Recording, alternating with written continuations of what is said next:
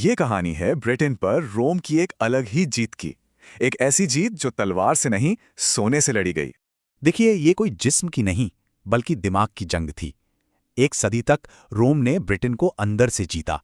Scissor की नाकामयाबी के बाद रोमन सेनाएं ब्रिटेन के किनारों से जैसे गायब ही हो गईं। लगा कि वो हार मान चुके हैं, पर रोम ने हार नहीं मानी थी। उसने बस अपना तरीका बदला।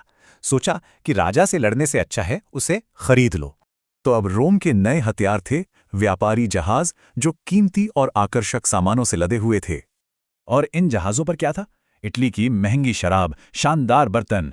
ये सामान नहीं, असर के हथियार थे। इन रोमन चीजों का जादू ब्रिटेन के लड़ाकू सेल्टिक सरदारों के सिर चढ़कर बोलने लगा। अब अपनी सादा जिंदगी उन्हें फीकी लगने लगी। रोमन शानो शौकत के सामने सब कुछ पुराना लग रहा था। यहां तक कि लैटिन बोलना अब दुश्मन के निशानी नहीं, बल्कि सोफिस्टिकेशन की पहचान बन गया था। और अगली पीढ़ी को भी काबू में कर लिया गया। सरदारों के बेटों को पढ़ाई के लिए रोम भेजा जाने लगा। ये सरदार बन गए क्लाइंट किंग्स, मतलब नाम के राजा पर असल में रोम के असर और दौलत के गुलाम। लेकिन एक ग्रुप था जो ये सब खौफ से देख रहा था। वो थे ड्रूइड्स, ब्रिटेन की परंपराओं के रक्षक। ड्रूइड्स के लिए रोम से आई हर चीज, चाहे वो सिक्का हो या शराब, गुलामी की एक जंजीर थी। वो जानते थे जो राजा रोमन शराब पिएगा वो एक दिन रोमन जैसा सोचेगा भी। उनकी चेतावनी साफ थी। पर रोमन ताकत के नशे में चूर सरदार अब उनकी क्यों सुनते?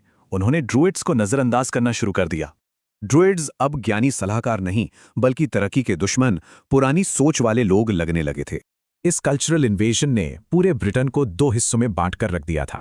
एक तरफ था अमीर रोमन लाइफस्टाइल वाला दक्षिण, और दूसरी तरफ अपनी परंपराओं पर अड़ा विद्रोही उत्तर। और रोम वो बस देख रहा था। उसकी बांटो और राज करो की नीति पूरी तरह काम कर रही थी। ब्रिटेन का जो विरोध था वो अब बाहर से नहीं बल्कि अंदर से ही तोड़ा जा रहा था। और फिर आया साल 43 एडी। जमीन तैयार थी, अब बारी थी असली फौजी हमले की। ज्यादातर सरदार तो अपने रोमन आकाओं के स्वागत के लिए तैयारी बैठे थे, वो अब क्लाइंट किंग्स जो थे। लेकिन पूरी तरह से ब्रिटेन को जीतने के लिए रोम के रास्ते में एक आखिरी कांटा बाकी था। अगर ब्रिटेन को सच में जीतना था तो उसकी याददाश्त मिटानी होगी, मतलब ड्रूइड्स को खत्म करना होगा।